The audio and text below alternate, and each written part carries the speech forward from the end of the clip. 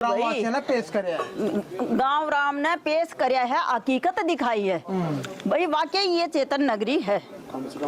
हमने तो जाके तक नहीं देखा कहाँ टेंट लगा रहे हैं, क्या कर रहे हैं, क्या बना रहे हैं, क्या कर रहे हैं, हमें तो पता तक नहीं है। सारा गांव राम ही कर रहे हैं। हे हरि राम कृष्ण जगन्नाथ प्रेमानंद, ये क्या हुआ?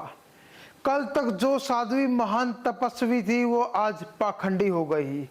साध्वी खातर कल तक जो डाकलगाम चेतन नगरी था आज वो धोखे बाज हो गया। यू को करो या पैसे का कमाल है बाबू भैया, पैसे का कमाल। जी हाँ, सही सुन रहे हो आप। आपने देखे होगा कुछ दिन पहला 31 दिन की तपस्या डाकलगाम में 17 साल की छोटी सी साध्वी कंचन नाथ जी द्वारा 9 दुनिया के बीच में करी गई थी। और 31 दिन के बाद 13 जून में विशाल भंडारे का आयोजन भी डाकलगाम में किया गया था। जब सारा कुछ प्रोग्राम फिनिश हो गया, सब कुछ निबट गया, तो मात्र 20-21 तारीख ने एक नई वीडियो वायरल हुई। एक ऐसी वीडियो वायरल हुई जिसने पूरे हरियाणा में कोहराम मचा दिया। लोग सोचना मजबूर हो गए यू सौदा होया कि। जी हाँ दोस्तों, एक वीडियो वायरल हो रही है। पहला वो वीडियो कौन सी वायरल हो रही है वह सुनो। हमारे पास जो भी पैसा आया था वो सिर्फ चढ़ावे वाला जो कंचननाथ के आगे चढ़ावा आया था वही पैसा आया था। वो हमने साधुओं की दक्षिणा में बांटा। साधु आए थे 6000, उनकी दक्षिणा में पैसा बंट गया, जिसमें से मैंने 4 लाख रुपए कर्जा उठा के बांटा है। क्योंकि ये इज्जत का सवाल था, मैंने 4 लाख रुपए कर्जा उठाया और जो बाकी का और पैसा आया वो सब गांव वालों ने लिया था। जी, वो पर्ची वाले डाकल गांव वालों ने बिठा रखे थे जगह जगह। वो पैसा उन्होंने ही रख लिया, सारा पैसा हम और करेंगे। लेकिन हमारे कर्जा सिर करके आए, हम डाकल नगरी से ना कि कुछ लेके आए हैं। डाकल वालों ने हमारे को ना ही कोई हिसाब किताब दिया और सारा पैसा रख लिया। लो दोस्तों, आपने देख ली वीडियो। इवा चलांगे डाकल गांव करने, इवा सुनांगे कि डाकल गांव के सरपंच ने क्या किया। कि जो ये साधु है नी, इसने तो जो साधु है नी उन पर ये कलंक लगाया है। क्योंकि इस समाज के अंदर बहुत बढ़िया साधु भी हैं, जो तपस्वी भी हैं, गृहस्थी भी साधु हैं, कई जो गृहस्थी में भी तपस्वी वो भक्ति करते हैं, तो उनके ऊपर भी कलंक लगाया है। क्योंकि हर व्यक्ति साधु 30 दिन की तपस्या नहीं कर सकते, उसकी तपस्या बीच में ही भंग हो जाती है। आप सभी मतलब है नहीं गृहस्थी आदमियों सभी को पता है इस चीज के पास तो 78,000 रुपए आया है और डाकल गांव की कमेटी के पास 7 करोड़ रुपए आ गए कि वो सारा का सारा खा गई।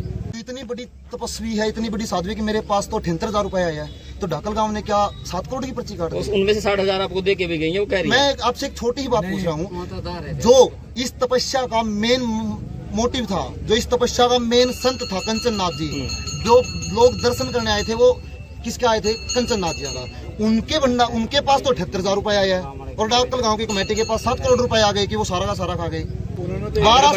12 से 13 लाख रुपए भंडारे के ऊपर खर्च हुआ, वो कहाँ से हुआ? वो दोस्तों 31 दिन तक तपस्या चली तो लोगों की, श्रद्धालुओं का आना जाना पूरा लगे रहा। तो इससे जाहिर तो है कि जाहिर बात है कि अगर तांता पूरा लग गया है तो पैसे भी पूरे आए होंगे। लेकिन जिस दिन भंडारे का आयोजन होया उस दिन साध्वी जी कह रही है कि मन्ना मैं खुद 4 लाख रुपए कर्जे मांगी। 4 लाख रुपए मन्ना मंगा कर जब भंडारे में साधु संत आए थे तो उनकी दक्षिणा के रूप में दिए हैं। जो उसने दक्षिणा के रूप में 4 लाख रुपए मंगवा के बाहर तक दिए, तो फिर जो पर्ची काटने लग रहे थे तो वो पैसा गया कटा है। ये एक गुत्थी इतनी बड़ी हो रही है कि वो सुलझने का नाम नहीं ले रही है। दूसरी तरफ नू भी कह रहे हैं गांव वाले कि भाई 31 दिन की तपस्या तो साध्वी कर ही नहीं सकती। फिर जब यह तपस्या नहीं कर सकती तो फिर गांव वाले ने उस टाइम आवाज क्यों नहीं उठाया?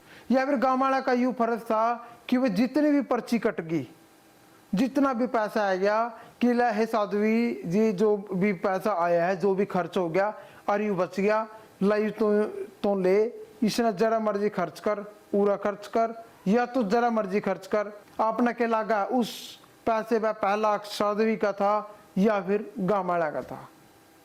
तो गांव वाले कह रहे हैं कि माने गांव ने तो शुरू तक पता था कि वह एक पाखंडी है, लेकिन हम विरोध भी कर रहे थे। लेकिन फिर जब वो विरोध कर रहे थे, जब वो शुरू से पता था कि वह पाखंडी है, फिर उसको 31 दिन तक तपस्या क्यों करनी दी गई? तो इसकी गुत्थी सुलझने का नाम नहीं ले रही। तो आप सभी बताओ कमेंट में कि यह गुत्थी कुछ तरह सुलझ सका, या गांव वाले सच्चे हैं या फिर साध्वी सच्ची है, या फिर दोनों को एक दूसरे के सामने बिठा कर इसका फैसला करे जावे। जब हमारी टीम पॉडकास्ट करने वास्ते साध्वी जी का 11 जून को उनके पास गई थी।